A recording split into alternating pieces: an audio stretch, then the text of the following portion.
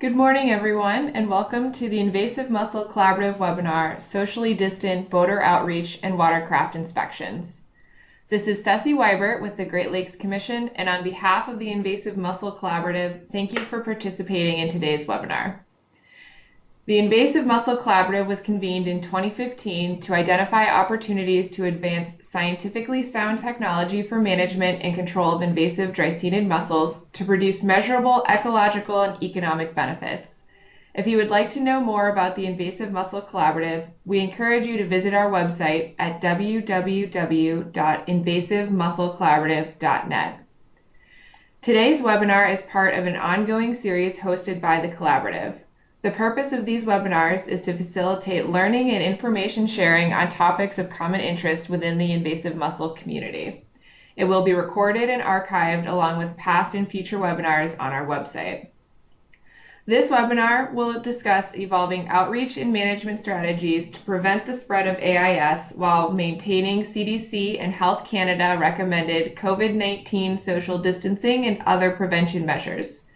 We are pleased to have presenters from the Utah Division of Wildlife Resources, Lake Champlain Basin Program, Texas Parks and Wildlife Department, and the Lake County, California Water Resources Department. While we always strive to minimize technological issues during these webinars, we apologize for any issues that may arise. Further, I'd like to cover a few logistical items before we get to the presentations. Audio for this webinar is automatically streamed through your computer speakers once you join the Skype event. You also have the option to dial into the webinar using a telephone. To change your audio to a phone line, select Switch Audio to My Phone from the banner at the bottom of the screen and click Connect from the pop-up screen. A second pop-up screen will list the number to call into, as well as the conference ID number to connect to the webinar. In order to minimize the potential for interruptions and background noise, we have automatically muted all attendees. Attendees will remain muted throughout the webinar. To view presentations in a full screen format, you will need to change your screen layout. To change the layout, select the layout icon in the upper right corner of your screen, indicated by the red circle on the slide, and choose Presentation View or Content View. We do encourage and will accept written questions from attendees during the webinar.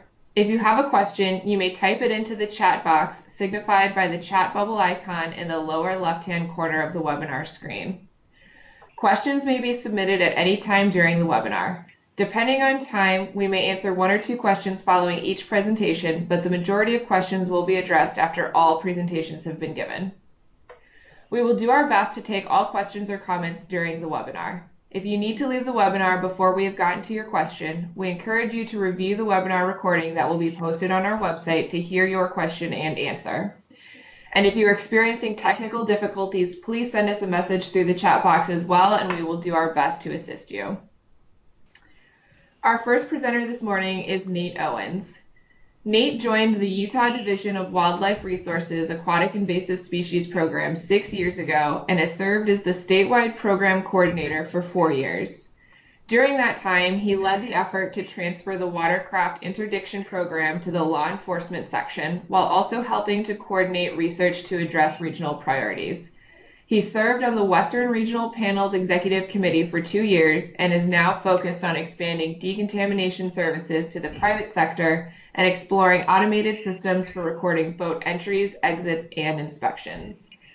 And Nate, it looks like we've got your PowerPoint open, so you should be good to go. Thank you so much, and thanks for this opportunity. As mentioned, my name's Nathan Owens. I'm the Aquatic Invasive Species Coordinator for the Utah Division of Wildlife Resources, and I will be providing a brief presentation on watercraft interdiction strategies in Utah, responses to COVID-19. As many of you are aware, we're lucky enough to have a spectacular recreational resource in our backyard called Lake Powell. Unfortunately, Lake Powell has been infested with quagga mussels for several years now and proves to be a significant challenge year in and year out. Working cooperatively with the National Park Service, State of Arizona, The Utah Division of Wildlife Resources runs the largest invasive mussel containment program in the nation, inspecting all exiting boats departing Lake Powell during daylight hours. We focus on making sure that these boats are not transporting water nor mussels anywhere outside the immediate area. And we do offer hot water decontaminations to select boats as resources are available. We also make sure that we record all of these boats into the regional watercraft inspection database that the state of Colorado developed and has graciously provided to the rest of the western states. So these records can be retrieved not only by our inspection staff around the state of Utah, but also by inspection staff throughout most of the western states at this point. It seems that every year we're collectively facing a new challenge at Lake Powell, and it always requires us to adapt. And obviously this year's challenge is the unfortunate development of the COVID-19 pandemic. Health and safety risks to both the general public and our inspection staff are much greater this year, and the steps required to ensure that safety are much more comprehensive at this point. Our personal protective equipment needs are expanded to include not only the gloves and protective eyewear that we typically use for inspection and decontamination work, but also face masks, absolutely ridiculous amounts of hand sanitizer and disinfectant wipes and sprays, and then large numbers of disposable gloves. And as you can imagine, working on a ramp in 110-degree heat or even hotter while wearing a face mask is not the easiest thing to do in the world, and especially when you're doing it day in and day out for 8 to 10 hours at a time. In addition, while we've always had challenges with staffing our Lake Powell crews just due to the remoteness of the areas, the heat and the challenging working conditions, and the occasional lack of housing for staff, COVID exponentially increased these difficulties. Hiring out-of-state technicians became problematic just due to the risk of virus transmission and bringing in people from outside the immediate geographical area. And the use of shared housing facilities was not recommended for the same reason. And those are things that we typically do at Lake Powell to help provide and incentivize people to take those positions. So we continually had to work with our staff and communicate to them that their health and safety, those were our number one priorities. And if they did not feel comfortable with any situation, they were to let us know that. This thing can be very scary, and there are a lot of concerned people out there, and we need to be cognizant and sympathetic to those needs as well. Perspective is important, especially at a time like this. So we didn't want them to feel like they were lost in the shuffle and they didn't have a voice in this. So Lake Powell represented a real dilemma for us. If the reservoir remained open to boating, how would we continue to ensure Utah's waters and even those of surrounding states were not infested by departing boats? But at the same time, how do we put our money where our mouth was, so to speak, and prioritize the safety of our staff? On April 1st, the Utah Division of Wildlife Resources Director issued an emergency order as a response, mostly as a response to our inability to maintain social distancing while performing watercraft inspection activities. Lake Powell is a challenge, as I already said, due to the prevalence of mussels at the reservoir, the frequency at which boats are retrieved with mussels or mussel shells on board, and also just the complexity of the boats used there. A very thorough and detailed inspection of each departing boat is really required to reduce the risk of mussel transport to other waters. We didn't have a readily available supply of PPE just due to shortages in the supply chain like many of the other sectors were experiencing. And in addition to the fact that both the Utah Division of Wildlife and the National Park Service were short-staffed, Utah was also short-staffed throughout the rest of the state as well. And we were dealing with this housing dilemma thorough inspections and decontaminations were just not possible. And in order to address this, that emergency order implemented a 30-day dry time requirement for all boats coming from quagga or zebra mussel infested waters before they were able to legally launch in Utah. And this would at least minimize the biological risk that any viable mussel adults or veligers would be introduced into a Utah water body, at least in the meantime. So this brings us to our first lesson learned. Do not simply push the workload and responsibility to staff in other locations. We went through so many discussions on how to address Lake Powell while boaters were still able to access Lake Powell as well as many of our other states' reservoirs.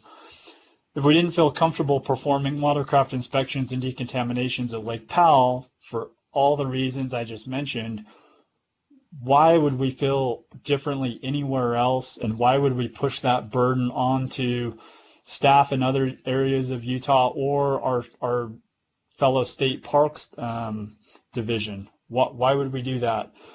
The emergency order that was issued kind of addressed that and messaged to not only our staff, but our partners and boaters throughout Utah as well.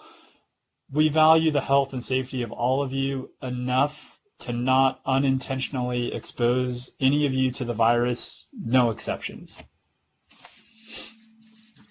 So on April 6th, working in consultation with the states of Utah and Arizona, the National Park Service made the difficult decision to close down launch access to the launch ramps throughout Lake Powell. I think collectively, we all knew this couldn't last very long, so the two states and the National Park Service immediately began entering discussions to explore various strategies to reopen the ramps. However, as these discussions occurred, nearly a month went by, and the only message that was really put out to the public during that time was the ramps remain closed. So here we come to lessons 2 and 3. Lesson 2, provide information to the public, especially when they can't perceive anything being done.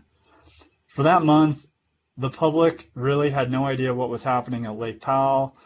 They grew increasingly restless for information. Based on the Facebook posts I saw, the online forum postings, and the phone calls many of us in Utah received during that time, people were hearing all sorts of rumors, buying into conspiracy theories, becoming frustrated and angry that no progress was seemingly being made on reopening the ramps. Obviously, they had no idea that the National Park Service and the two states were talking almost daily to explore strategies, mostly just because we didn't effectively communicate that to them. I think, in retrospect, frequent updates would have gone a long way to alleviating some of that frustration and anger. And who knows, maybe even discouraging some members of the public from searching for those conspiracy theories. There were certainly a lot of them. We also learned, and it's again reiterating, just be transparent and honest about not knowing everything, especially at a time like this. Things are changing so rapidly, even every few days, and there's no playbook on how to respond to this. We're doing our best to work with others on how to respond most appropriately, and sometimes that process takes a little time. It's a balancing act, but communicating that to the public at least sets the expectation that they will hear from us frequently and be updated on not only the progress being made, but also some of the challenges and the dilemmas we're facing. It's also important to identify and provide a source or location where the public can be directed for the most up-to-date information. We were constantly getting phone calls about the status of Lake Powell launch ramps, why they were closed, when they were going to be open, what amenities were even going to be available within the national recreation area, if any. And quite frankly, we were slow to the punch. At the outset, We should have identified the National Park Service as the point of contact for those types of questions. We failed to do that, and we were later faced with trying to redirect people to the National Park Service website at Glen Canyon for information. And as most of you probably know, people become very frustrated when they have to make multiple phone calls to get simple pieces of information. Towards the middle of May, many of the launch ramps around Lake Powell began opening up. The Utah Division of Wildlife Resources developed some modified inspection and decontamination protocols that would allow for those inspections and decontaminations to occur while also maintaining social distancing. And the protocols basically call for limited interaction between our inspection staff and the boathers. This was a little bit of an issue because it was in direct contradiction to how we had operated for over 10 years now, where we had essentially asked the boather to participate in the inspection process with us. So we were not conveying the message that it was simply a service that we were providing for them and they had no responsibility in it. So given the fact that we're now switching messaging, the question became, how do we begin messaging this now? So we created some Facebook posts reminding boathers not to approach our staff unless asked. At Lake Powell, we have once again encouraged boathers to do the draining and inspection process on their own on the launch ramps prior to arriving at our inspection station a few minutes later. And not only will it help speed the process up a bit and allow them to hit the road faster, but it also reinforces that idea that they have an important role to play in this. And not only will this help prevent the spread of quagga mussels, but it will also help keep them and our staff safe as well. So our final lessons. Change the dialogue from what people can't do to what they can do. So during this time, while motorized launching at Lake Powell was temporarily restricted, and we had, similar restrictions or boating limits implemented at many of our other Utah waters as well, there were still many recreational opportunities remaining, and some of them, like the use of paddlecraft and fishing from the shore, those are probably more enjoyable when boating traffic was not so heavy. So we should focus on those opportunities rather than the restrictions. And then lastly, just reframe the message to appeal to the importance many of our recreationists place on access. While temporary access may be restricted, it's to ensure that long-term access is maintained. While they may not be happy with it, many people at least understand that concept and are willing to tolerate and comply with it. These difficult decisions that are being made are ultimately made to benefit them in the long run. Thank you. Thanks, Nate. It doesn't look like we've had any questions come in just yet. So we are going to head and go on to our next presenter. Our next presenter is Meg Modley.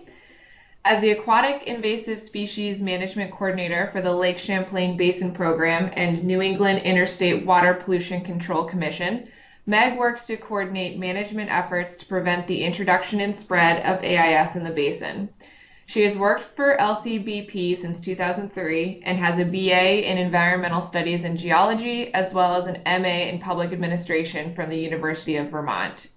Her work has included the development of a Lake Champlain Basin Aquatic Invasive Species Rapid Response Action Plan, implementing the Lake Champlain Basin Aquatic Nuisance Species Management Plan, supervising the Lake Champlain Boat Launch Steward Program, addressing aquatic invasive species passage in the Champlain Canal, and working with local and regional partners on education and outreach programs for AIS. She is a member of the National ANS Task Force, past co-chair of the Northeast Aquatic Nuisance Species Panel, and past president of the Northeast Aquatic Plant Management Society. Meg grew up vacationing on Lake George every summer, has a great love for the outdoors and field work, volunteers as an EMT, and lives in Burlington with her husband, son, and daughter. So thank you, Meg, for joining us today. Your slides are up, so you should be ready to go. Thank you so much. I'm just excited to bring another story to the table about how we're working with this challenge of socially distanced boat outreach and watercraft inspection in our region of the country. I just wanted to highlight for you the watershed of the Lake Champlain.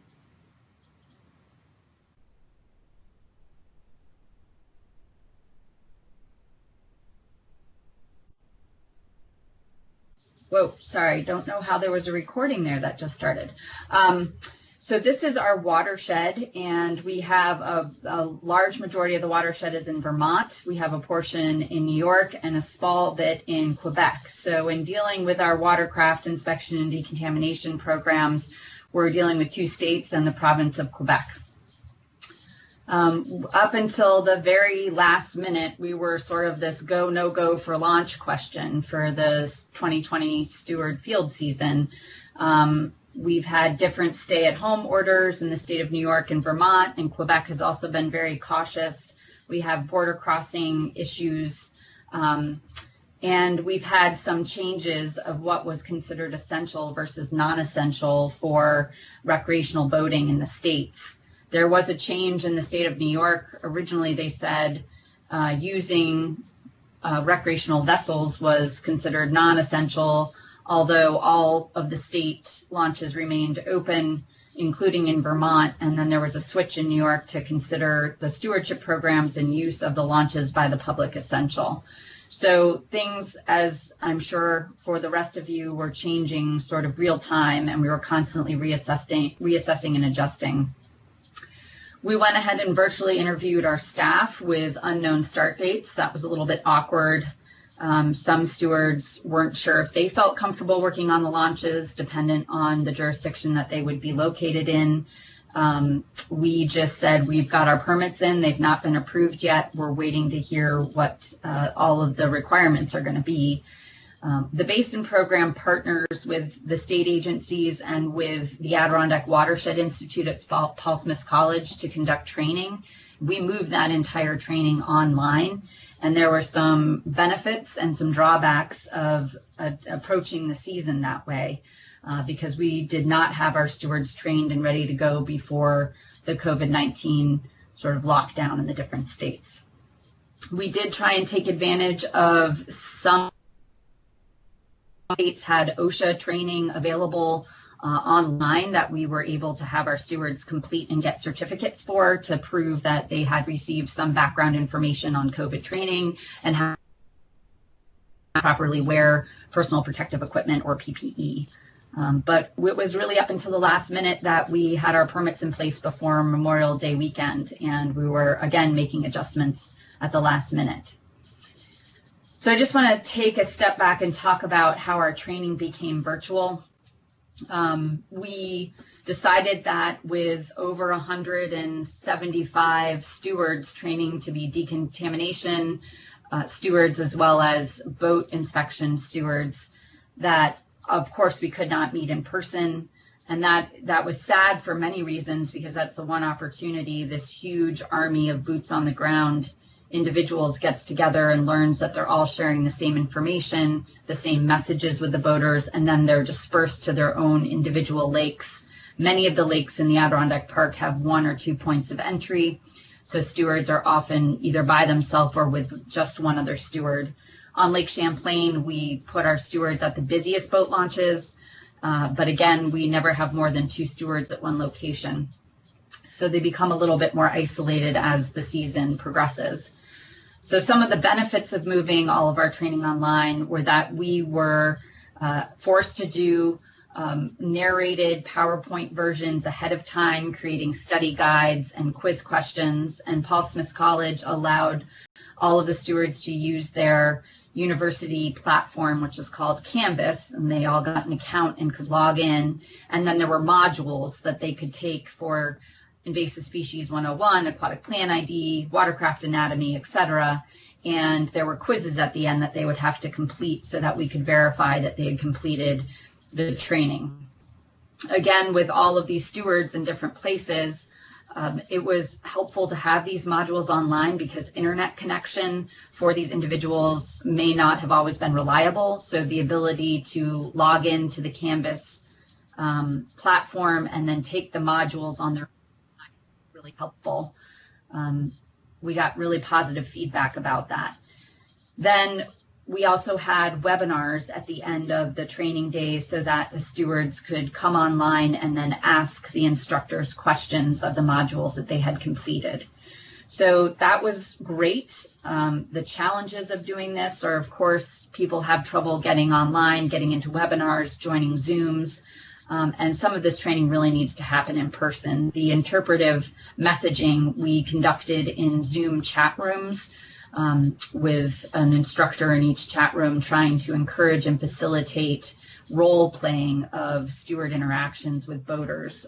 Everything from pleasant boaters, boaters who want to talk too much, boaters who don't want to talk to you. And our programs are not mandatory around Lake Champlain and in the Adirondacks. There are rules and regulations that do not allow the transport of invasive species and support the clean, drain, and dry message, but they are not these are not mandatory programs, so we fall back on the rules and regulations when we're delivering our messages. If folks don't want to comply, we say, well, did you know it's actually a law, and we're helping you to comply with the state regulations. So the interpretation was challenging to train online, and we were lucky to have a lot of returning staff. And a lot of that returning staff happened, again, last minute, mostly because their next endeavors were either canceled, they weren't comfortable moving out of state to take on a new job. So I had a high number of returners coming back to the program, which is to our benefit for their third or fourth field season. And we were able to pair them with new stewards in the field to start learning how to use the tablets for the survey data collection and for the interpretive messaging. The other really hard part about training online is when we do it in person, we bring in ballasted recreational watercraft, SUPs, we bring in personal watercraft, we bring in the soup to nuts of watercraft so that the stewards can get down on the ground, look underneath them, find the intakes, find where the equipment may be attached that they're looking at to inspect for any aquatic plant matter or growth of aquatic invasive animals. And that we could only do with photos and videos. So for starting decontamination, we are delayed this season. A lot of that equipment is locked up at state agencies and has been considered non-essential. We're getting that equipment ready and hope to deploy it shortly. However, we cannot have stewards operating that equipment without hands-on training. So we have to develop very small trainings, socially distancing, wearing masks to learn how to operate that equipment. So we've never done this before, and in the training, some of the quizzes didn't appear, or we had glitches, and we luckily had very positive stewards and attitudes, and we made it through the training. And I just put up a few pictures here of instructors communicating with 160 some stewards, and we had to give introductory videos to all of our training modules. So as an instructor, it was different and challenging, but exciting. We had to adjust to the new COVID permit requirements within our within these contracts that we have with the state. So New York is different from Vermont, and Quebec is still, deciding what they're comfortable with. But just to highlight some of the requirements of our permits to operate on the state boat launches, our stewards, of course, have to wear masks 100% of the time. Finding masks and PPE, as you already heard from Nate, can be very challenging. We were making some of the masks. We're experimenting with different cloth. Some people get rashes, and with the heat, it's pretty challenging. Maintaining a 6-foot distance is also challenging, especially because you have most of the folks on the launch are not wearing any PPE, and communicating with them with body language without them seeing your mouth, and you have to speak up, of course, and in some cases yell. We're learning that 6 feet quickly becomes 4 feet. So we actually are starting out with trying to maintain a 10-foot distance and explaining why we're taking the steps we're taking. Having hand sanitizer available or washing stations available was another requirement of some of our permits. So again, just making sure we have enough hand sanitizer on hand, that we have permission from the boat owner to move forward with inspecting and removing anything. And then stating that we have to decontaminate and wipe down all of our equipment that we might use for a decontamination before and after use. The biggest challenge I think we're going to face as supervisors of these programs is how to monitor the health of our stewards. We are supposed to keep logs of all reported illnesses. Right now in New England, as I'm sure is true for the rest of the country, there are lots of seasonal allergies that are kicking in. Some of them can have some symptoms that are related to COVID-19 symptoms, and we have to cover all of the CDC and the state and the governor executive orders. So I think we're mostly challenged with how do we monitor our employees' health, and then if they do become sick, how do we monitor that they're getting tested and that they're well before we can return them to the launches. And it's more a challenge of investment of time in finding testing sites that are available and open. So back to this tracking steward health, we have developed some forms that the stewards are required to submit daily before they go to the launch, where they have to take their temperature and answer the critical walk-in questions you would get at any clinic, whether you've had contact with anybody who's had COVID, if you've traveled out of state. Those types of questions the stewards are asked to answer every single day before they go to the launch. Again, the supervisors have to dedicate much more time to monitoring their stewards' health. And if they do come down with a fever, they have to figure out if they need to go and get COVID tested or not. We also have the challenge of some stewards want to take vacations over the field season, and our field season can extend until the middle of October. And if they want to go home to visit their relatives and that's out of state, then we have to follow the different state orders for quarantine when they return. So it seems unfair. It feels unfair a bit to say if you want to go see your family out of state, you need to quarantine and you won't be able to work for 2 weeks until you return or until you get a negative test. But we have to follow those executive orders within the different states and province. So again, it's just a lot of time and it's constantly changing. So what does it look like on the launch? Early season, we learned that it all came down to whether or not portalets would be available. The CDC guidelines and state health guidelines were recommending cleaning of bathrooms at restrooms twice daily. The portalets that are distributed across these largely remote areas throughout the state can barely be serviced every 2 weeks. So we had to work within the state agencies to get permission to put portalets out on the launches that would not be cleaned every 2 times a day. That wasn't feasible, but coming up with something that is feasible so that we weren't having people literally using the side of the launch as the restroom and causing a water quality impact. The boating public has been largely receptive to the program. And again, as I stated earlier, they're mostly in their family units or their immediate friend unit. They're not wearing face masks or respecting social distancing very well. So it's a challenge for our stewards. We expect that they will be harassed a bit more this field season, mostly because people are uncomfortable, they're unsure, or they just want to get out on the water because they've been locked up at home. So just trying to follow those guidelines and be humble and reinforcing that, yes, this is all about being safe. So if stewards are not able to collect data because there is somebody who's being agitated or is unreceptive to how they look with their face mask on, we say it's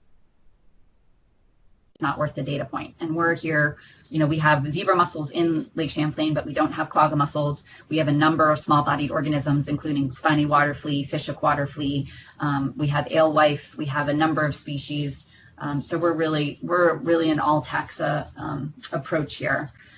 And we are setting up sort of our weekly staff meetings, we've developed some, what we're calling a creeper log, basically, where we are recording information about uncomfortable situations that occur on the launch to share with our stewards so that they know what to expect or what has happened, and they can talk to each other about how to best respond and keep themselves safe and feeling comfortable on the launches.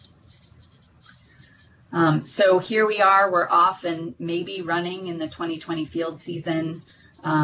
We are constantly as supervisors, again, looking for more personal protective equipment, getting local partners to donate masks.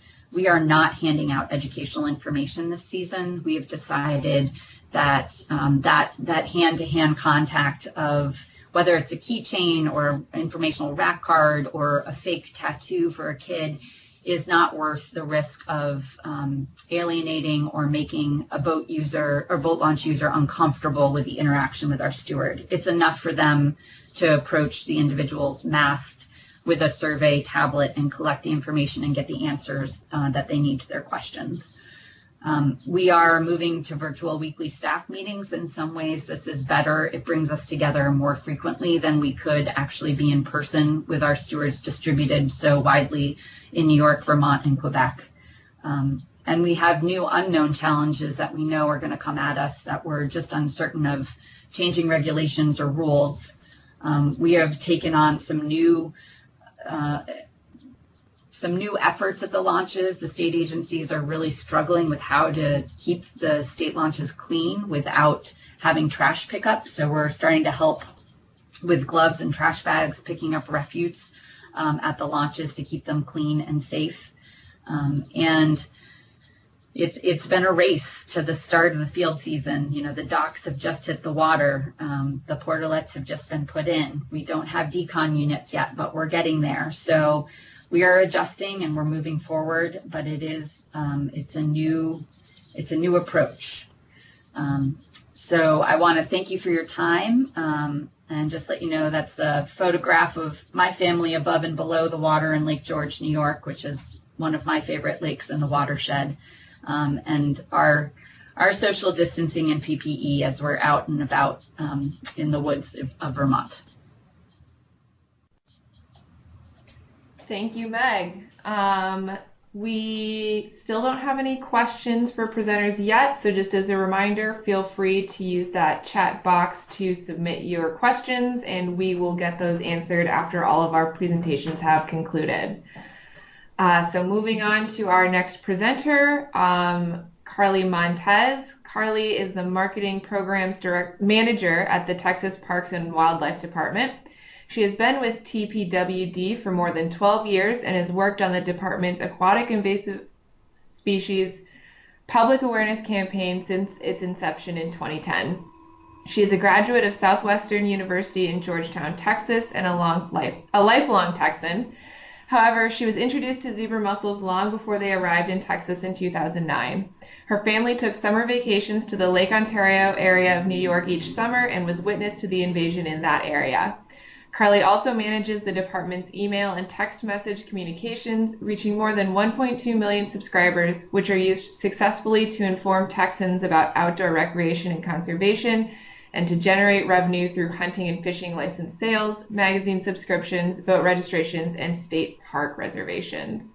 So Carly, your slides are up and you should be good to go. Thank you.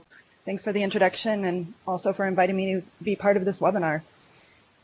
So in Texas, we first found zebra mussels in 2009, and without staff, funding, or authority to require inspections and decontaminations, public awareness campaign has become a major part of our prevention strategy to slow or stop the spread. So since the beginning of this, our prevention strategies have been mostly socially distanced. During the pandemic, outdoor recreation has been deemed essential in Texas. And although we've seen some boat ramps and access points closed by local authorities, by and large, we're still seeing lots of boaters on the water and at the ramps. So given all this activity, our campaign is continuing this year with fairly minor modifications. So I'm going to share our campaign and just the strategies and tactics behind it. Of course, the goal of our campaign is to slow or stop the spread of zebra mussels by motivating voters to clean, drain, and dry their boat, trailer, and gear before traveling from lake to lake. To do this, we're trying to reach a target audience that is pose the highest risk for transporting zebra mussels. So for us, that means registered boat owners who are predominantly male, older, and have higher income levels, and specifically reaching those boaters that have been on lakes with zebra mussels in our state and are traveling to other lakes. Just a quick look back at our campaign. We've executed this since 2011, but you can see from these images that our campaign creative has changed a bit over the years as we've adapted our communication strategies. Our current creative, Protect the Lakes You Love, was developed in 2017 as a result of consumer research of voters. Oh, so it sounds like slides aren't presenting, so hold on just a second here.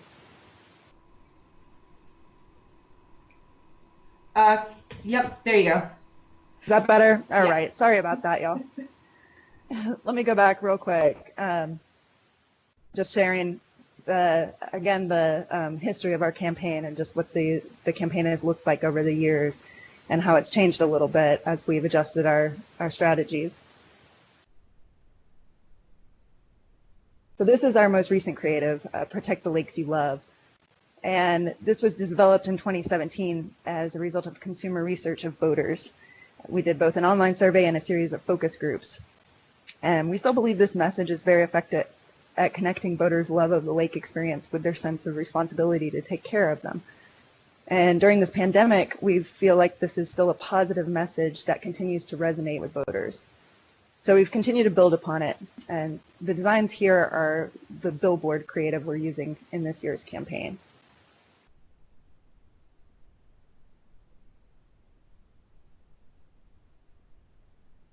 I'm going to review some of the key insights from our 6 focus groups we did in 2017 that helped inform this creative. So we learned through those focus groups that voters see a day at the lake as a way to escape the stresses of life. It's their time to bond with family and friends. And the lake is really a part of that family experience for them, and evoking that connection highlights the need to protect the lake as an important part of their lives. Second, for people who always clean, drain, and dry, it's a ritual for them. It's a habit. And that's the type of attitude we're trying to encourage with our messaging, rather than making it a chore or a rule. We also found that sense of personal responsibility was even more motivating to most voters than laws or fines. And we found that voters didn't have a firm understanding of what it means to clean, drain, and dry. So where we can, we need to articulate the details about each of those steps. And finally, we were encouraged to find respect for the Texas Parks and Wildlife Department. They expressed trust in our agency and the belief that if we tell them something is important, it is. And that was really encouraging because it'll help our campaign be more effective. Ultimately, the focus group findings led us to this messaging that delivers on the idea of it's up to you to protect the lakes you love. As I said, this taps into an emotional positive that we think resonates with voters and ultimately makes them more likely to take action to clean, drain, and dry.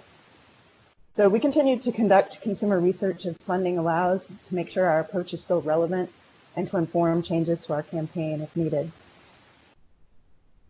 Last summer, we conducted another online survey, which reached boat owners who have used their watercraft in more than one body of water in the last 18 months. And at least one of those water bodies they used had to have had zebra mussels or giant sylvinia. Those are our 2 primary focal species of our campaign.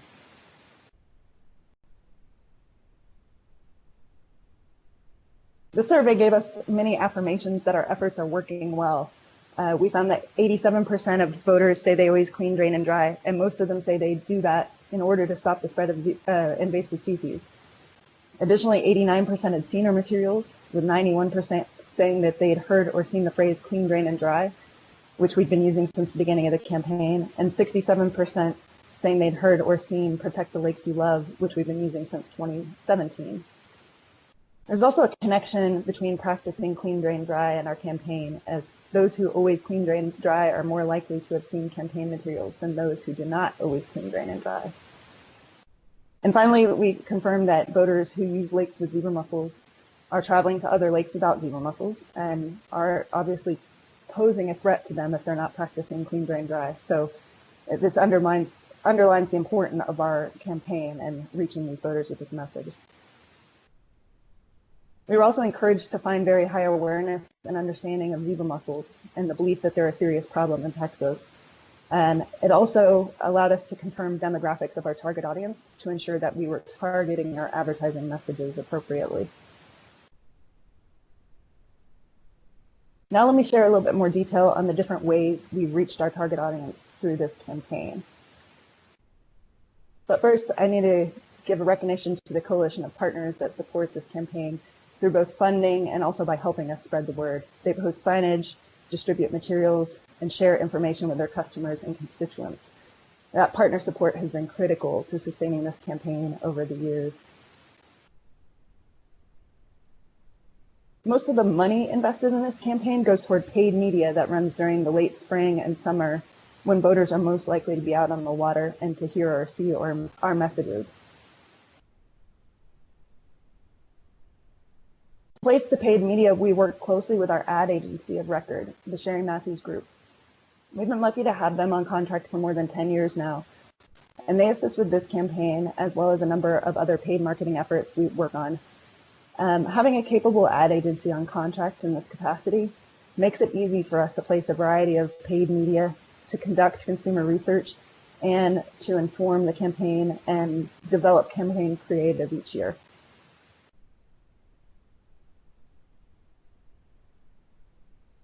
Through the years, the campaign has consisted primarily of digital, out-of-home, and radio paid media placements. Digital ads are a really cost-effective and targeted way to reach boaters, and we can monitor them closely throughout the campaign to ensure they're being effective. The first ads we've gotten up and running this year are video ads on YouTube, and this is actually the first year we've run ads on YouTube. And we got these running in April, as we heard from our biologists that the boat ramps were packed and there were lakes busy with boaters, despite the various stay-at-home orders in place related to the ongoing pandemic. And on this platform, we're running pre-roll video ads. These are videos that run in front of videos that our target audience is most likely to reach. They target a custom list of user interests, such as boating, fishing, wakeboarding, jet skiing, and water skiing. And this offers a more active engagement platform than some digital platforms. Users must choose to complete a YouTube pre-roll video, and engaged audiences can click through and watch more longer form videos about invasive species if they're interested in learning more. Early results are good. So far, we've been able to get more than 221,000 completed views, and it's just costing us 2 cents per completed view. At this rate, we expect to have more than 900,000 views by early July, and this is of a short 30-second video of how to clean, drain, and dry that gives some of those details. This year, YouTube ads are the only digital ads we're running, but in past years, we've also run digital ads in social media and on various ad networks. Social media ads have a unique targeting capabilities and a unique ability to engage with and communicate directly with boaters through the comments. We've run Facebook and Instagram ads many years, and they've been some of our most effective at driving engagement with boaters. Last summer, we ran those ads and updated the creative every 2 weeks to keep the message fresh and short and relevant. And we were able to target specifically anglers and boaters in specific DMAs. One of the reasons we decided not to run these this year, aside from a reduced budget for the campaign, is that our agency was focused on putting out a lot of COVID-related messages, and we wanted to have those front and center, and really didn't want to invite the engagement that a Facebook or an Instagram would give us this year. So that's why we decided to focus on YouTube with a platform that gives a little bit active engagement with our message, but not as much demand for us to interact. We've also run pre-roll video ads on ad networks that are either geo-targeted or contextually targeted to boaters. So geo-targeting has allowed us to serve ads to people who are within a 2-mile radius around our key lakes. and then to continue reaching them with our message wherever they go in Texas throughout the rest of the summer. And we've also used contextual targeting. That uses a technology that looks at the content of a video and the written content on a web page where the video is playing, taking into account everything from the video title to the video description, and then serving our ad to people watching videos on web pages that are related to boating or fishing. Both of these approaches have been successful in driving a lot of video views for us, but the interaction is a little bit less active as users are forced to watch those videos rather than having an option like they do on YouTube. So that's one of the reasons we're not using these this year, but they have worked well for us in the past years. Outdoor ads have also given us a way to provide timely reminders to boaters that are traveling from lake to lake. This year, we're going to have 29 billboards in key zebra mussel focused areas, and on-the-ground intelligence from our biologists helps us select the best locations for these boards. We're also going to have 26 billboards in the eastern portion of our state where invasive plants are more of our primary concern, but the message there also supports our efforts to stop zebra mussels. And these billboards have posted now. They're posted by Memorial Day and will run for 8 weeks. One thing we're seeing this year is that billboard ad sales are down. So many of our boards were able to post early at no additional cost to us. And it's possible we'll get more bonus time, free run time at the end of our paid campaign than we have in past years. That online survey we conducted last summer showed that 77% of our boaters have seen billboards. So we know that this is an effective way at reaching our boaters. We also place ads at gas stations near the lakes to help get the message out. This year, we have a presence at 47 gas stations at zebra mussels focal areas. And that includes floor mats, door clings, beverage clings, and pump toppers, which are ads on top of the gas pumps. And these are able to be customized with an image that looks like the lake closest to that gas station. They're a little bit localized. In past years, we've also run video ads on gas station TV. These are screens that are built into the gas pump and play video ads while drivers fill their gas tanks. And those drivers aren't able to skip the video. And we got a great deal to try advertising on GSTV the first year, and it was effective at giving us more coverage at more gas stations and generating a little bit more engagement with our message, but it was a little bit too costly for us to continue this year. We've also worked with our ad agency to produce 60-second and 30-second radio ads. In the earlier years of this campaign, we placed these ads on traditional radio stations, but more recently we've run them exclusively on digital radio. And Pandora is the digital radio platform we've used. It's one of the largest digital radio channels and ranks higher than many traditional radio stations in our top markets, Dallas, Fort Worth, San Antonio, and Austin. And it also gives us some more targeting capabilities than traditional radio does. So we're able to serve our ads selectively to reach listeners that are 35 plus, who are boaters, anglers, or have boating insurance. And it reaches boaters with both an audio ad and a companion banner ad when they're on the water or traveling to the lake.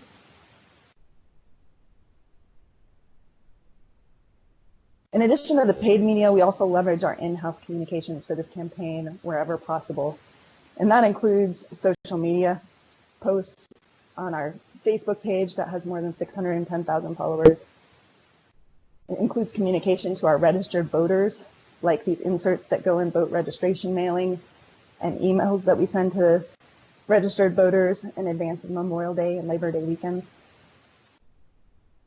We also maintain a list of marinas that we're able to communicate with through email, and we also communicate with them through the Marina Association of Texas. We've placed advertising and information in our app for fishing and boating regulations. And we have print ads that run in our magazine and in our regulations publication. We've also distributed posters to our licensed retailers. We have more than 1,700 local locations that sell licenses. This is like Walmarts and gas stations and mom and pop shops, bait shops. We also have a number of outreach materials that are available to people interacting with boaters and anglers. And that's everything from brochures to rat cards, infographics, and giveaway items like koozies, chamois, and fish rulers. We rely on partners to distribute these, and so they can be ordered online and are free to people who can help us distribute those. We also place signage at the boat ramp to reach boaters at that critical time of entering and leaving the lake. We have more than 1,500 boat ramps in Texas, so being there on the water is just not feasible for us. So the signage helps us do that a little bit. We've worked with our ad agency to install large stencils on the surface of the boat ramps. More than 200 of these are installed at ramps now. And these are durable paint, street bond epoxy stenciling that should last 5 years once installed. We do clean them each year to maximize the visibility and keep tabs on how they're holding up, see if they need to be replaced. And we also distribute boat ramp signs, both for lakes that have zebra mussels and also these new signs for lakes that don't have zebra mussels yet and that match our current advertising look and feel. So how do we know the campaign is working? It's hard to quantify if we've prevented any lakes from becoming infested with zebra mussels or if it's helped slow the spread for a matter of time, delaying the costly impacts. But there are performance indicators that we look to, of course. We look to the advertising metrics that show we're reaching and engaging our target audience. In 2019, more than 112 million impressions were made through our campaign, and that cost us just $2.53 per 1,000 impressions or eyeballs on our campaign materials. And we also look to those surveys that I mentioned. So that survey we conducted last summer, we know 91% of boaters who recently used the lake with zebra mussels have heard or seen clean, drain, and dry. And we also have evidence from our biologists who see invasive plants piled up at the boat ramps or hear from boaters that are familiar with these species and with the need to clean, drain, dry. So through all that, we're keeping a pulse on how our efforts are working. And of course, we're all familiar with the axiom that an ounce of prevention is worth a pound of cure. So we know that everything we can do now to slow or stop zebra mussels is going to be much more cost effective than the management and mitigation that would have to happen if a lake becomes infested. Thanks for your time. Here's my contact information if you have any questions or comments after this webinar today. Thank you, Carly. We are having some questions start to roll in. Again, I think we're just going to hold those until after all of our presenters have had a chance to speak.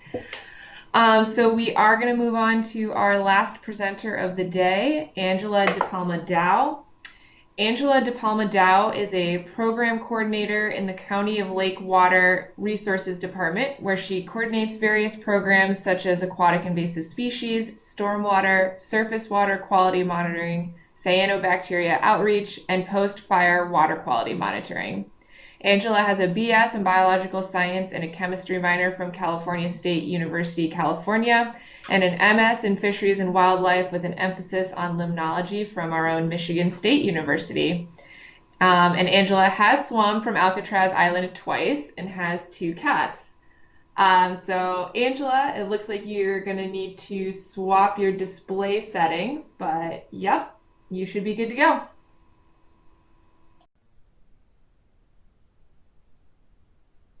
But you are still muted. You'll need to unmute yourself.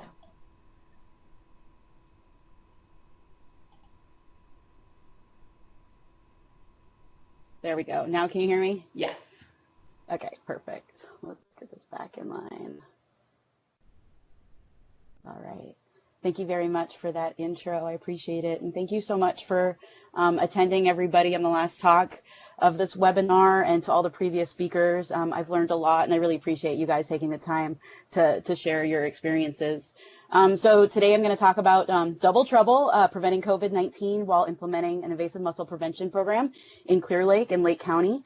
And I want to thank our funders for our quagga mussel prevention program, which is the California State Parks Division of Boating and Waterways. And I am available on Twitter. My handle is at the bottom. And then our county Facebook page handle is also there. So my outline from my talk today is I'm going to just intro our prevention program. It's somewhat unique, and give a little background on Clear Lake, and then our timeline that we had dealing with COVID, as well as our season for starting up our program. And then some of my the COVID prevention actions. I have about 8 specifically that I'll discuss, and then some of our overall lessons learned. So the Lake County Invasive Mussel Prevention Program, this is a fully preventative program. We currently do not have any invasive mussels in our lake. And this is a snapshot of our website, our recently updated prevention plan about how we are keeping mussels out of our lake, and our plans for the future for continuing to do that. And this is a picture of me out there doing some sampling with my mask on. And we are a part of the Pacific States Marine Fisheries Commission Aquatic Invasive Species Network. So all of our inspectors, decontaminators go through training through their WIT 1 and WIT 2 program as part of Pacific States Marine Fisheries Commission and Western states. And so we have this website to inform any incoming boaters, as well as resident boaters that are going to be using our lake, on what they need to do to get their boats screened and approved before they come into Clear Lake. And this is a typical prevention program in the sense that there's a first phase, which is screening. That's the first step. And if the boat is deemed low, no risk. So let's say the boat is a resident, stays in Clear Lake the whole year round, is at the dock, then it can get a sticker for that year, can stay on the lake. It's considered low, no risk. If a boat comes in, it's screened, let's say it comes from a lake in Southern California somewhere or a different state, it might be considered high risk and would need to go to an inspection, particularly maybe if there's water found on it. After an inspection by a certified inspector, if it's deemed no or low risk, it would go ahead and get a sticker, and that would notify anybody else that that boat is then safe to get onto the water and be on Clear Lake. After that inspection, if the boat is still deemed to be high risk, then it'll go through a decontamination. And that's if there's any water found on the boat, or if it's from a lake recently that has been infested.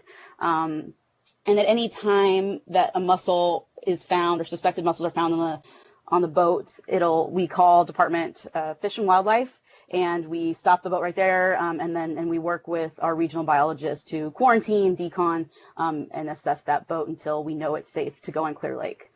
And at any of these points, whether it's screening, inspection, or decon, there is a risk for exposure between our monitors, between our inspectors and our decontaminators, and the boater for potential COVID transmission. So a little bit about Clear Lake. We are located right above Napa County, 2 hours north of the San Francisco Bay Area, and we are the largest freshwater lake that is located entirely in California. So we are a pretty good destination for water enthusiasts.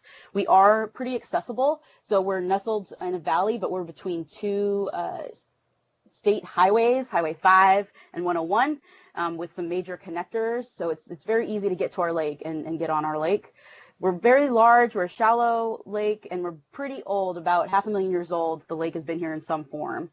We are hyper-eutrophic because of our lake age. So we're green, we have some algae issues, and we've had some cyanobacteria in the past. Clear Lake is used for, there are some tribe communities that still use the lake for cultural and consumptive uses. It is a major economic driver for our county. So our county is basically situated around the lake, and the lake is the focus. When people come and visit, they buy property, they spend a lot of money based on the lake. And so our county right now is suffering because of our lake closure and some of those affiliated industries with lake activities such as fishing tournaments and hotels and casinos, where our economy is suffering pretty hard right now.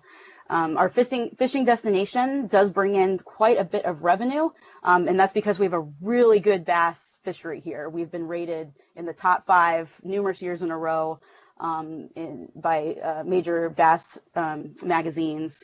And we do serve as a drinking water system to about 40,000 of our population, and the water from Clear Lake flows into the Central Valley and is mostly used for agriculture, and then eventually flows to the delta and out into the ocean. And this picture here is a Thule Boat Festival. And this is one of the big draws to our community from our local tribes. And we think we probably might have to postpone this event again this year, and which we're pretty sad about. So this is our timeline for 2020 with the COVID considerations. So in February, that's usually when our program starts. And these items in blue are actions or items specific to our department and to our county. In early March was a state of emergency for California for COVID-19. At the end of March, we had the state and county shelter-in-place orders. And right after that came a full lake closure. So there's a couple days there, even though there's a shelter-in-place order, people were still coming to the county and still using the lake. And so we realized we had to do a full lake closure in order to keep our community safe. In April, started the phase 1 California opening planning phase. So just starting that process of what does an opening might look like. And then a week later, we started to communicate with regional lakes, thinking, you know, okay, if things are going to start opening up soon, what can we do going forward with other neighboring lakes to kind of coordinate that opening? In May, we opened our lake to non-motorized vessels, and shore fishing was a big draw. So people still want to come here. They still want to come fish, maybe for a day. And so having that fishing from shore option was really helpful to get people to still be able to use the lake, especially residents that couldn't access the lake through ramps. May, the first week in May, we coordinated our opening with the phase 2 opening from the state, from the governor of California. And I have in here residents in quotations because we advertised it was residents only, because we can't, you know, advertise for people to violate the governor's order for non-essential travel. But we know that if people are coming here anyways, we want them to go through the program and get their boats inspected and get them approved and stickered before they get onto the lake, so we know they're safe. So we still were, you know, fully functioning as a normal program, even though the messaging was specifically, you know, for residents. So we weren't encouraging travel from out of county. And here we are the week of May 26th, and our program is fully operational, has been, and we are doing some monitoring. We're testing staff as needed and basic maintenance of this program going forward with these COVID considerations. And so one of the big concerns for me as a manager of this program and our lake was preventing the surge to our county and our lake, particularly not just a surge of boaters that could be potentially carrying quagga mussels or invasive mussels, but also boaters that are potential COVID carriers. And so I like these graphics. The one on the left is an outreach tool that we've used to demonstrate where boats come from that are visiting Clear Lake. So the dots, each dot represents a zip code where a boat visiting Clear Lake came from over 2018, 2019. And then we match up this map with this week's map of COVID-19 cases provided by the New York Times. And Clear Lake is indicated by the black star. And so we can see that clusters of boating visitors, say from the Seattle, Washington region, Southern California region maybe, and then definitely the Bay Area, also coincide with clusters of high COVID case counts. And so things like this are really important. We share that with, you know, public health officers and our boards and the public. So it's very clear about, you know, these boaters, where they potentially could be coming from, and that they could be from COVID, high COVID carrier ship areas. So some of the preparation actions that we took are listed here, and I'm going to go through each one over the next 8 slides.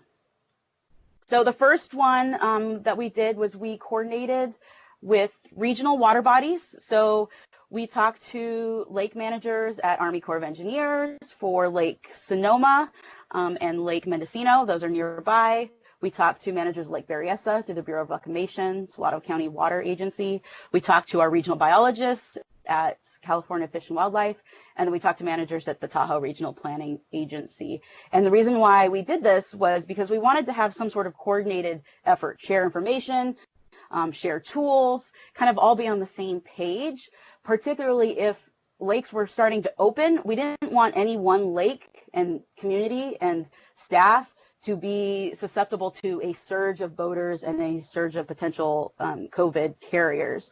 So by coordinating our openings and communicating that we were kind of coordinating together, we were all kind of opening within the same week or two, it kind of lessened any of that impact of that surge potential on any one water body.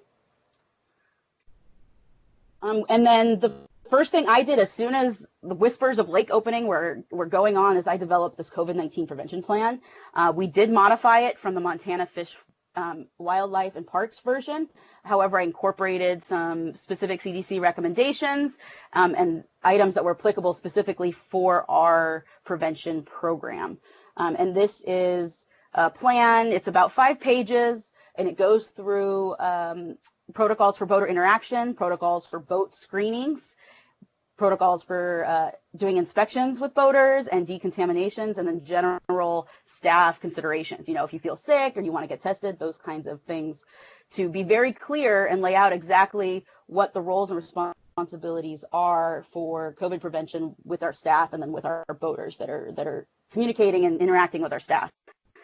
We had this plan reviewed and approved by our public health officer for the county, which they are very busy. So if you're planning on doing that, you know, you want to make sure and give them time and be very clear about what it's for. And then we posted this plan online on our website at www.nomussels.com.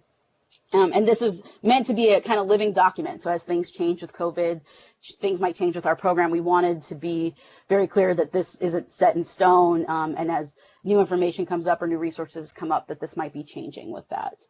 And this is all because, you know, we need to be aware of the potential hazards with working with a COVID-19 with an epidemic like this, but also because our staff, our ramp monitors, most of them are retired. They are year-long staff. We have very few new staff. We don't have seasonal staff. They're part-time throughout the whole year. They're between the 50 and 65, 70 age range. So they're in that vulnerable age range that's being recommended to stay home. And, you know, these guys, they're very personable. They really like talking to fishers. They really like talking to boaters.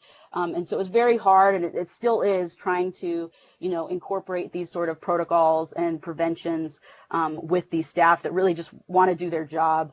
And so that's why it was helpful to have some written documentation about what we wanted to do. The next thing that we wanted to incorporate was protecting program staff. And as Meg mentioned in her presentation, acquiring protective materials and supplies at the same time that everybody else in the whole world is doing is very difficult. So we had to get very creative in how we're going to protect our staff. And a lot of things took time. So we had to start right away on planning that. I went through all of our previous event boxes to collect all the hand sanitizer I could possibly find. You know, we do a lot of creek cleanups, and we always have hand sanitizer and gloves in those event boxes. So I went and pilfered all of those. I had to make an exhaustive list of every type of PPE and CPE, so we called COVID protection equipment. So personal protective equipment protects you. Say if you're doing a decon, well, this COVID protection equipment is specified for, you know, protecting boaters that you may interact with. It's a little different. And we had a local seamstress make us some masks with some boating and fishing fabric, so it would be cool to wear a mask, you know, and they're very comfortable. They're soft fabric, they're reusable, they can go in the washing machine, they're reversible, so they have different selections. I wanted to be very easy for our staff to mask up and set a good example as well as be safe. We gave our monitors some chalk, so you can see in the center top photo, this is Wayne, and he has chalked out his 6-foot distance here around his table for people to know what that social distance looks like on the ground. And then when they do need to approach him, say to fill out a screening form or pay for a mussel sticker, you can see the bottom center picture has his pens with his new and his old, much like you see in restaurants, you know, when you're doing curbside pickup today, you know, specific, the dirty and clean boxes. And then he has a little box for cash, so people can put their cash right in there, close the lid, it sits in the sun. He doesn't have to touch it until at the end of the day after it's been sitting in the sun and that Tupperware for a while. And we have, of course, thanks to our grant funders, we have some really nice bright vests and clothing and shirts for our ramp monitor, so it's very easy for the public to see, okay, this is someone that works here, you know, they're going to tell me what to do, I have to go through the process, and so that's really helped for our ramp monitors out there. We also got a local vendor to make us some soap. Here you can see it on the right, it's this orange soap. So a lot of these facilities at these parks may not be, you know, the soap might run out, they might not provide soap. I also wanted our ramp monitors, we gave them little water dispensers, so if they needed to, they could wash their hands with the soap anytime they wanted, especially if they were either running low on hand sanitizer or the hand sanitizer, is pretty harsh on hands. And then, of course, we gave them little packets of disposable masks and gloves. And this is so, they're, instead of one big bag full of masks and gloves, they're not recontaminating their bag by keep reaching into a large Ziploc. They have a single bag use filled with masks. And if they have a boater that comes up, that is showing symptoms and coughing, and they're just going to get on the lake no matter what, I told my monitors, I said, if you need to give them a mask, give them gloves to feel better while you're interacting with them, that's fine. Go for that. Your safety is first. The fourth thing we did was to reduce exposure, and this is the first part of that. So we have these signs. They go up on these cone delineators, and it's very clearly communicates to the boater their responsibilities for helping our monitors and our inspectors, particularly through a boat inspection. So boater is now required to remove any covers, lower motor, open compartments, basically reducing that exposure of our inspectors to the boater and the boater's personal property, and therefore reducing exposure to potential COVID. We also remind the boater to keep a 6-foot distance as much as possible. And then we have our website where people can go on at nobustles.com and look at our prevention plan. And here you can see, here's another ramp monitor at a ramp, and he has his sign, and then he has a 6-foot distance with his cone, his delineator, and he's there in the shade. He's ready to help any boater that needs it from a safe distance. The other thing that we did was we got in some contractors from Muscle Dogs. So this was in anticipation of a boater surge, so people coming from out of county, and flooding our ramps because they haven't been able to be on the lake for a month and a half. And so we wanted to be able to move boats along through the inspection process and at the same time reduce that exposure of the inspector to the boater's property and to the boater. So by doing that during, I believe we had 7 days during our busiest weekends, or all our weekends this month since the lake's opened, we've had Muscle Dogs come in, and I have 2 videos, and so I'm going to play them. This is sped up so the dogs don't move that fast.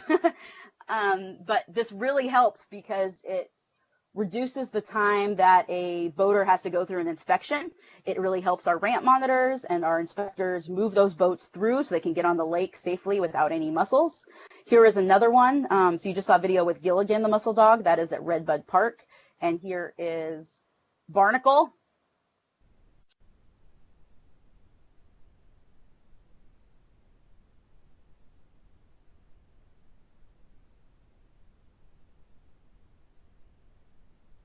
And so this really helped us to alleviate some of that surge and that stress on our inspectors, our ramp monitors. And it's a great outreach tool because it shows, people that we're serious about our mussel inspections and that you're going to get your boat inspected no matter what when you're coming to Clear Lake. So the 5th thing we did was communicate with boaters and the public. And, Nate touched on this in his presentation. And I really appreciate that he talked about this, that clear communication with the public is essential, particularly about what you're doing and also the rationale for why. So these are in essential order or sequential order. So the one on the left, we had to remind the public, Clear Lake is still closed to motorized boats. However, we're allowing fishing from non-motorized boats like kayaks. And we put the date on there, so it's very clear what it is. And we got pretty good viewership for that. And this was a hard one because we have, lots of people that live on Clear Lake, and for them to have a boat and a dock and not be able to use the lake was very difficult for them.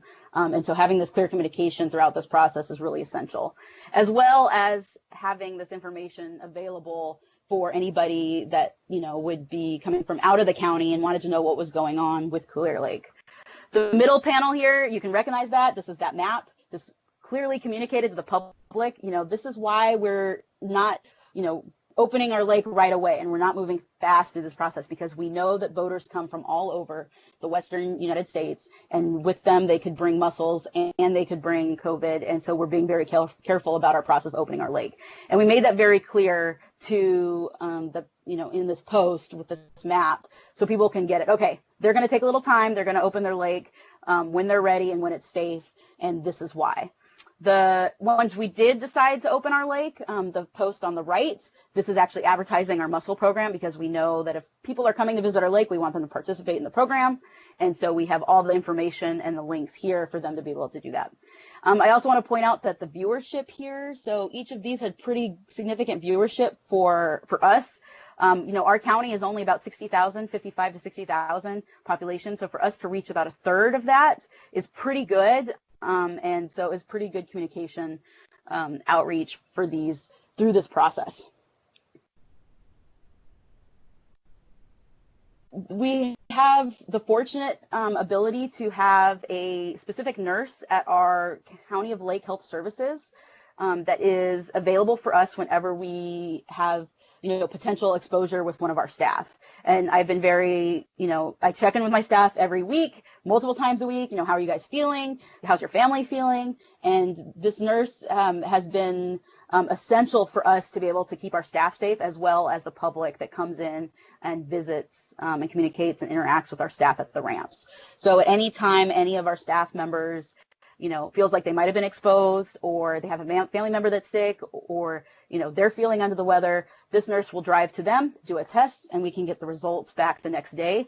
And this has been essential for that. And I was able to reach out to our public health and ask for something like this, and then we haven't had a nurse assigned to us. So it's really been super helpful and reassuring to have that ability. If there's any way that, you know, you can do that with your staff, I would recommend it.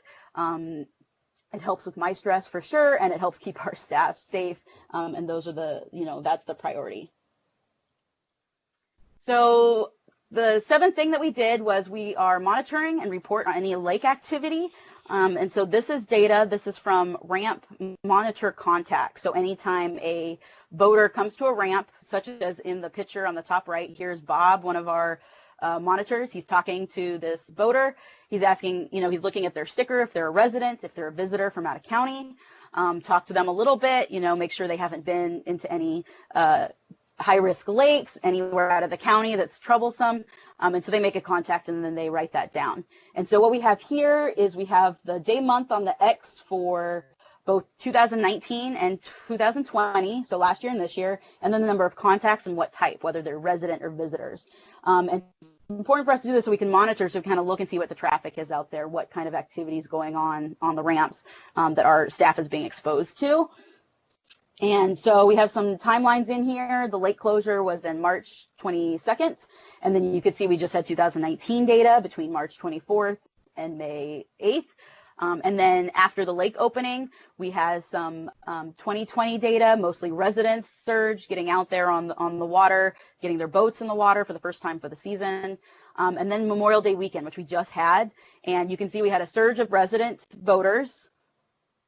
One thing that's concerning is right under that in this solid green line is we have a high number of visitor boaters during this Memorial Day weekend. And so it's higher than the same time last year during Memorial Day.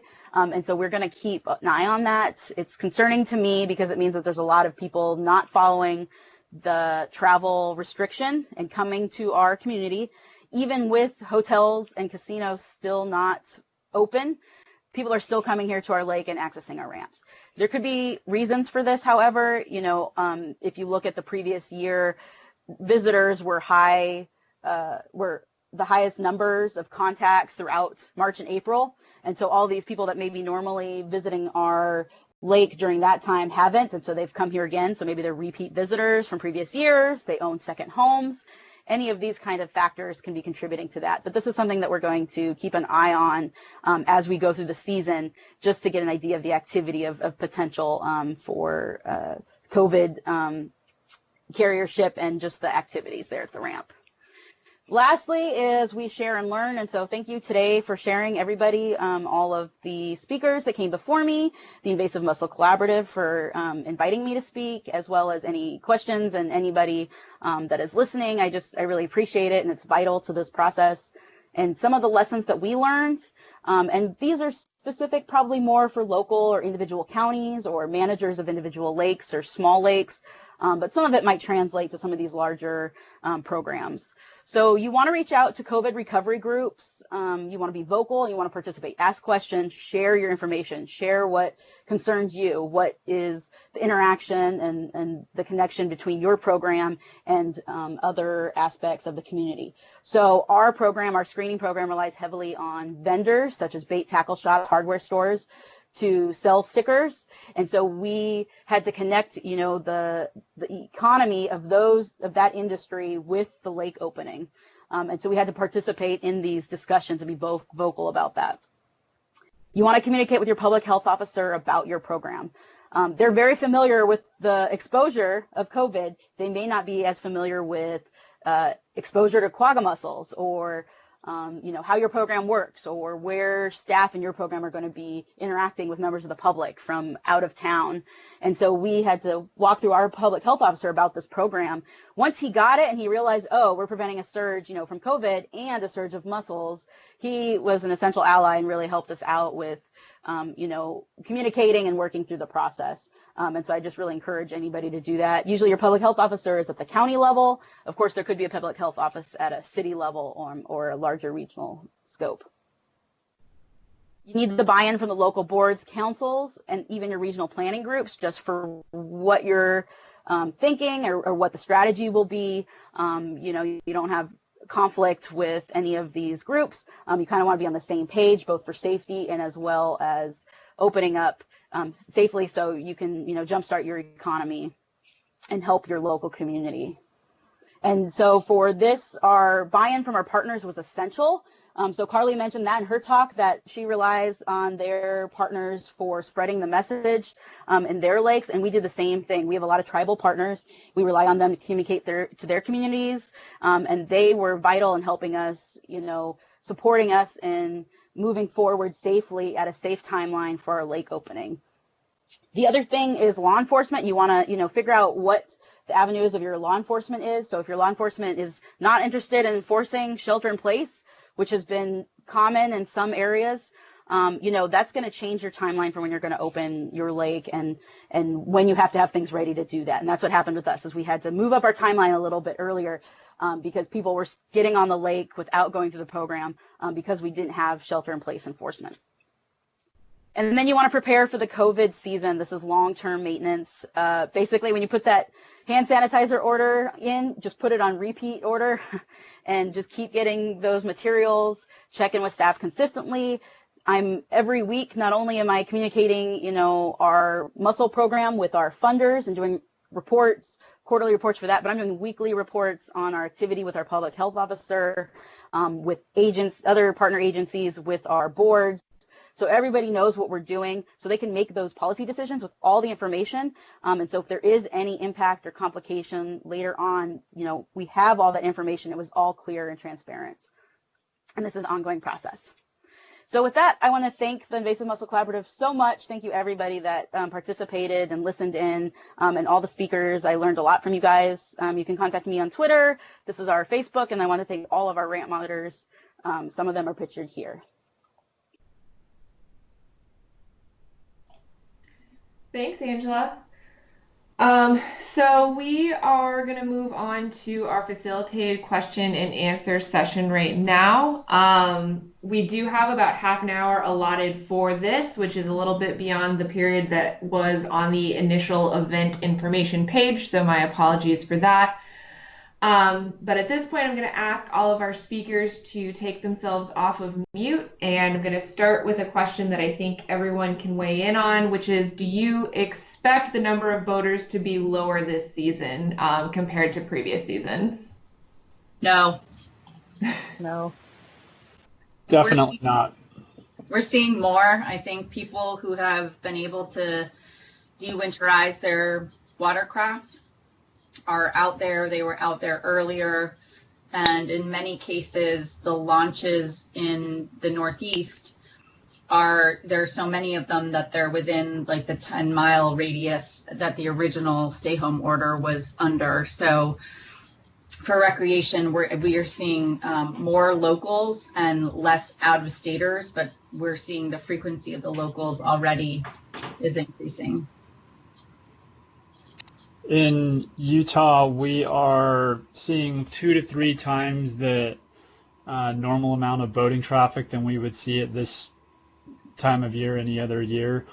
Most of that is local, except at Lake Powell. We are seeing incredible numbers of boaters coming from Nevada and California, and I don't know if that's a result of restrictions still in place in those states or not, but our state parks in Lake Powell, all along our southern Utah corridor, most of those recreation areas are being overrun at this point. We're having some serious safety concerns at those parks. Yeah, I would agree. This is Angela.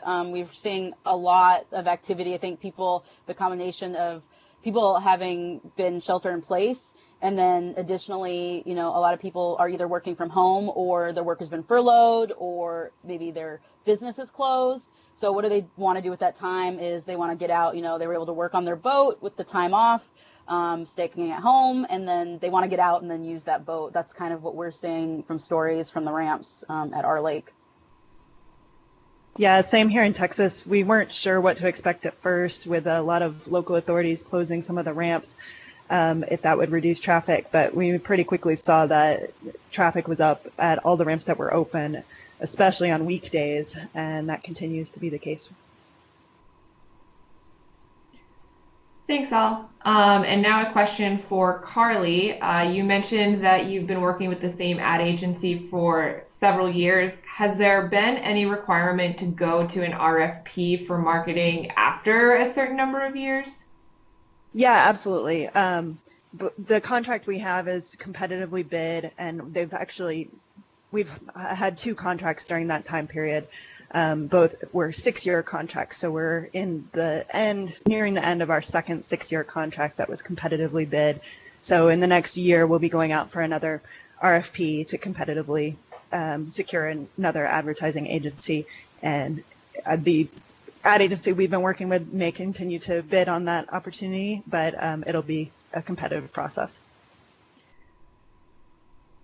And another one for you, Carly. You mentioned that you're targeting boat owners on Pandora. How do you find out if people own a boat to target them? So Pandora has third-party data that allows them to do targeting based on interest, and that's based on third-party data showing browsing behavior on the internet and things like that. And they also have third-party data on who has boating insurance. So it's those 2 aspects we combine together to try to target boat owners. So people who are boat owners are the ones that are going to have the boating insurance. So that helps us narrow down the audience there. And we also layer on specific DMAs, so geographic areas that we're most concerned about reaching boaters in, and also have an age limitation. So we know most of our boat owners are over 35 years old. So we serve those ads only to people who are 35 years old and older. And now we have a couple of questions for Angela. Earlier in your presentation, you had an image that sort of overlaid the Where Do Voters Visit From map with the map of COVID cases. How exactly do you use that map in your activities, or was that just for illustration's point?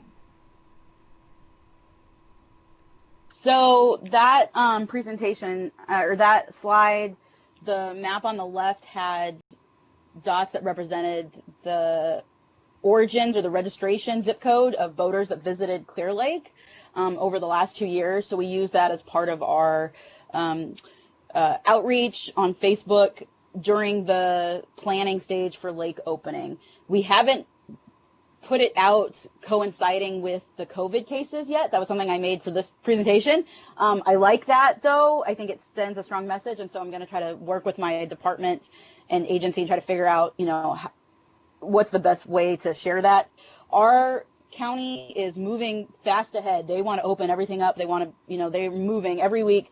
They open up a new bunch of businesses, and so it's really hard to take the time and get items like this reviewed and approved and then out in a time that would be useful. and not seem like you're stifling the the progress, I guess. But what we do want to do is share this with, and I've shared it with our public health officer and our our board, and just so they have all the information, because they are the ones ultimately making the decisions, so they can see, okay, this is where people come from, this is where cases are, and they can connect the dots themselves. The visuals, I've done some reporting with just like tables of data, like here's the numbers of people that came to the ramp this weekend, and they're like, okay, there's 200 people. Having a visual like this, I think, really solidifies the connection. And then if we can put it out on our Facebook and share it with the public, we do get a lot of engagements. A lot of people are like, wow, I didn't know that, or that's good to know. We get way more positive responses than we do negative responses for that. So it's something that's in the works. Every week stuff is moving, is changing. So I'm trying to figure out when the best timing is to put out information like that. And sometimes stuff moves so fast, and then, a couple days later, you got to work on something else. I hope that answered the question. Thanks. And just a reminder to attendees, if you have more questions or other, things you'd like to follow up on, feel free to continue to submit those questions in the chat box as we go through this Q&A session. And then Angela, just a follow-up question. When you were posting those maps and that information on Facebook and you had that reach to a third of your county, are you using Facebook ads, or are those just posted on your organizational page? Yeah, thank you. This is a great question. So our county is unique in that Facebook is the messaging. That's the way we communicate the best with our county, and that's because we've had numerous wildfire years, and we found that the best way to communicate, are you being evacuated? Where's the fire now? Which road is closed, is all through Facebook. So by default, everybody in our county basically has Facebook and uses it as extensively as their main communication tool. So putting these on Facebook, we don't really need to do ads that much. Sometimes when we do specific things, like we're changing an aspect of a program, or there's something specific going on, like when we do outreach surveys for our muscle program or water use surveys, we'll do an ad just to get that guaranteed, reach of where we need to go, and that tracking information that's associated with that. But all of these that we posted, that we got that third of a county response, were all just, I made a post, I put it out there, and by the next morning, it was just getting that viewership and those engagements, just because people wanted information, they wanted to know what was going on, and they looked to the Water Resources Department Facebook page for that. Thanks. And we have a few more questions for Carly. First, do you have an estimate of the cost for the stencil and supplies to paint those boat launch graphics? Yeah, they have cost us about $1,300 a piece to install. That's supplies and the manpower. We subcontract to a vendor that goes out and does those installations, buys the materials, and works with the local controlling authority to coordinate those installations, close off boat ramps if needed. It does take about 5 hours to install and let them set. So they work with those folks, but about $13 or a little bit less each. And then, do you have any observational data on folks taking clean, drain, dry activities? We don't have any quantifiable data, but anecdotally, yeah, our district biologists and our partners who are on the ground at the ramps do see boaters practicing the clean, drain, and dry. And then we've got a couple questions for all of our presenters. First, where would you find information about cross-state travel restrictions now that most states are reopening, or what is a trusted source that you would recommend to travelers on the different state restrictions? Is that something that you communicate? In Utah, we typically send people to that particular county website, since each of our counties has different restrictions in place, and it's really hard to keep track of those as they continually change. So we direct people to the county level to make sure that they check in with the county first. In the Northeast region, we're following the governors. So the governor of New York and the governor of Vermont will have the most up-to-date information on travel restrictions and any shelter-in-place information.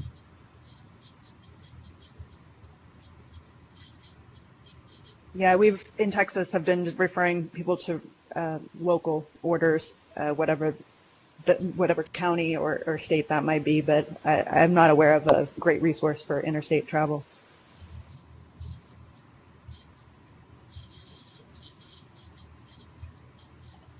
Yeah, for California, we have some border inspection stations through CDFA, but I have not received any other information. We haven't really had any requests for interstate travel, except that, to check the state and the county where you're going and see what the travel bans are. I know some places like in Tahoe, they have been monitoring their Airbnbs and issuing citations for people that have been using Airbnbs. So, people want to call and get information that way. That's particular for that county and see what the feel is there. Thanks. And then a question for all of you that you might be able to further expand on, but do any of you think that your current program adaptations to COVID-19 will persist beyond, whatever date this pandemic threat sort of subsides? And has this close look at your programs uncovered new approaches that will likely last into future seasons?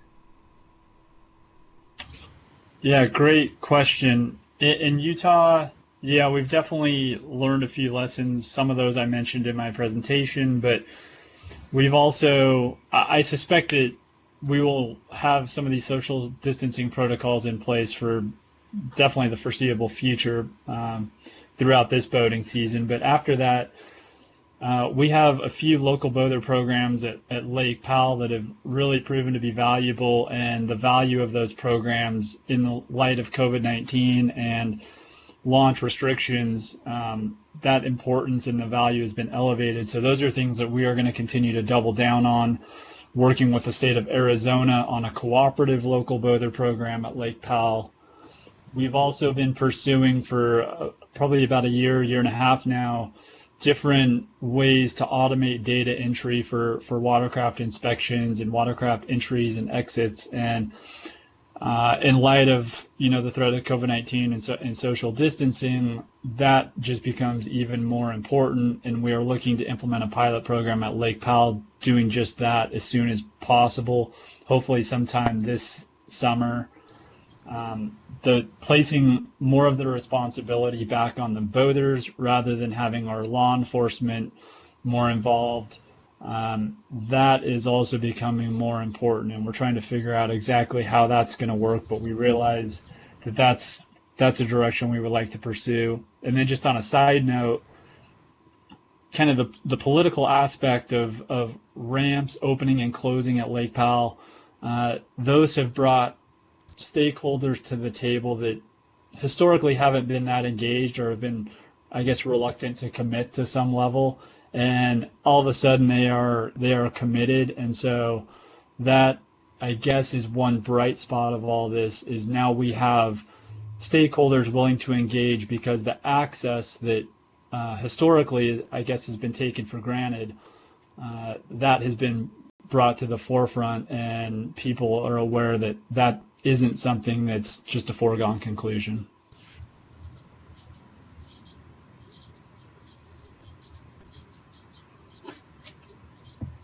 I guess in addition to what Nate said, in the Northeast, I think we've learned a lot from transitioning our training to a virtual platform, and we will likely from here on out make many of our modules and training requirements available online, and really understand which modules we need to do in person to be effective. But we're also given the opportunity in this COVID situation to think about different learning styles, and a lot of steward feedback on the fact that they are retaining information better by being able to go through training modules at their own speed and taking the quiz check questions than receiving expert talk after expert talk in sort of a classroom setting. So that part will likely forever be changed. And that, just building off of what Nate said, I won't repeat other parts.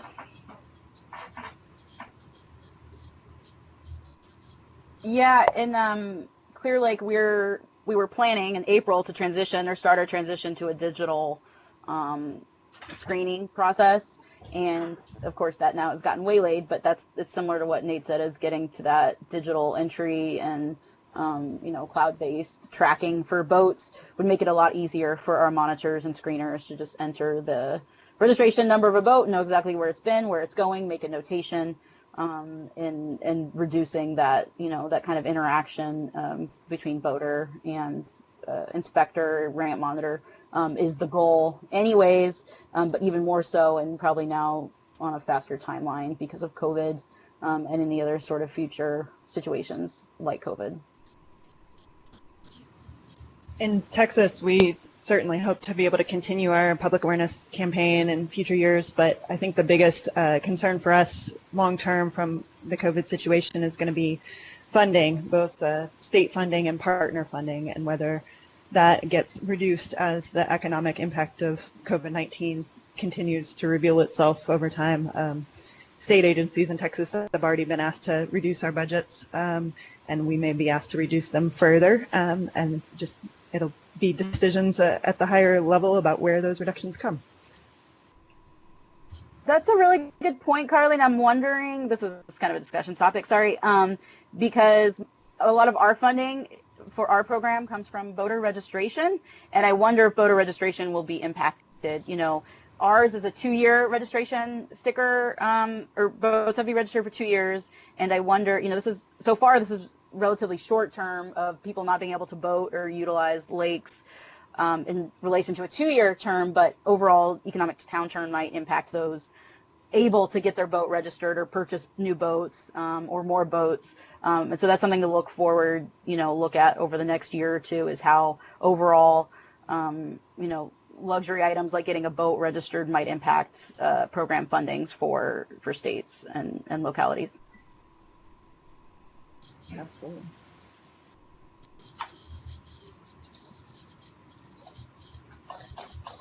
All right, it looks like we've got a last minute question here. How much do the boat stickers cost, and how much revenue do those create, just for any folks who have that program in place? So in Utah, we don't actually use stickers, but our resident boaters pay $10 as part of the boat registration process annually. July 1st, we are implementing a new non-resident boater fee that will be $20 at least the first year. Our resident fee up to this point has generated about $650,000 per year for our program. Our best estimate for non-resident fee revenue will be on the order of $400,000 to $500,000 annually.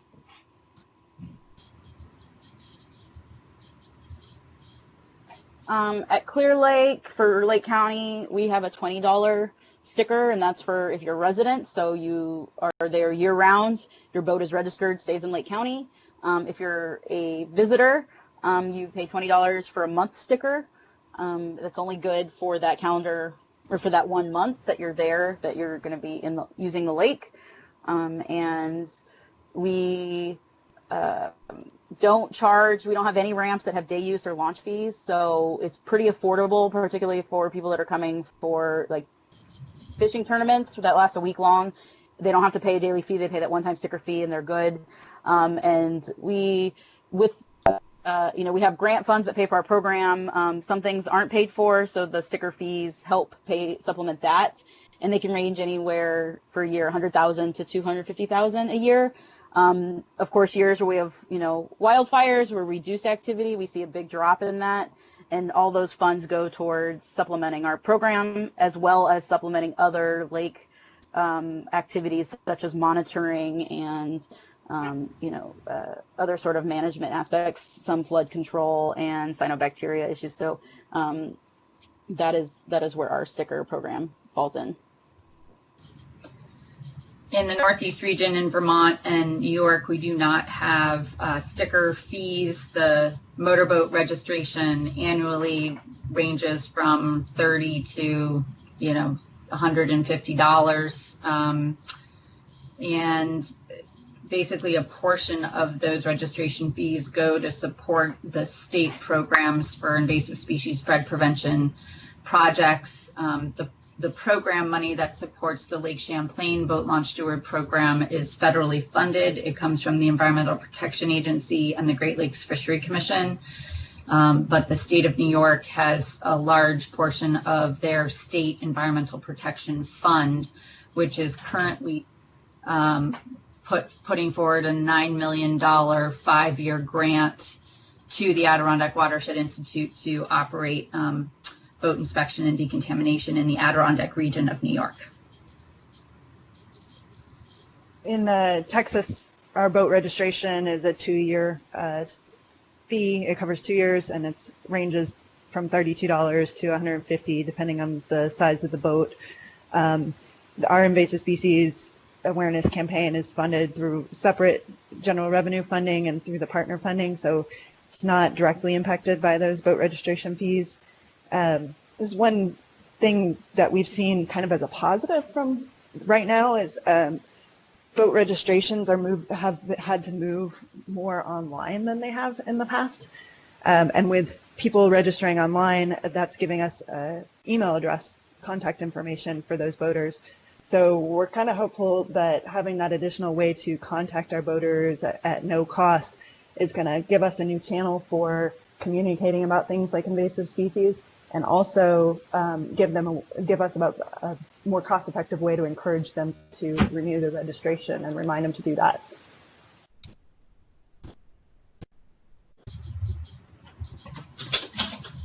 Thanks all. So we have reached the end of our submitted questions. I'll ask our presenters if you have any final thoughts that you'd like to share, and give our attendees an opportunity to submit any more last minute questions that you might have. No real final thoughts from me, other than I think we're all trying to figure this out as we go along. And the one thing I've taken from all of these developments is that sometimes less than our best is okay. And as much as we would like to be everywhere all at once, addressing all these issues, we can't, and we've learned to prioritize health and safety over everything else at this point, and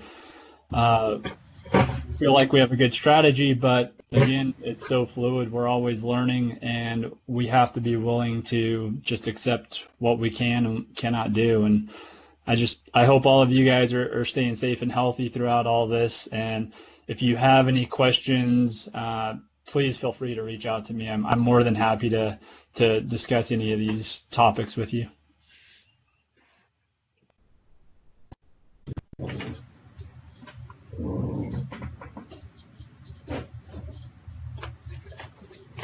Thank you, Nate.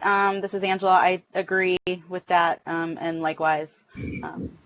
Thank you, everybody that presented and shared information today.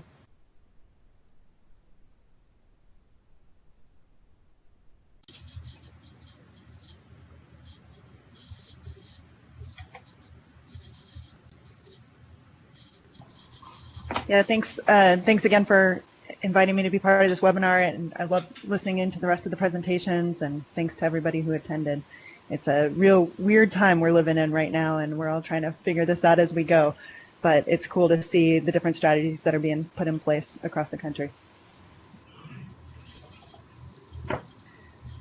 Well, thank you to our presenters and our attendees for the webinar today. As a reminder, this webinar has been recorded and will be posted on the Invasive Mussel Collaborative website within the next couple of days.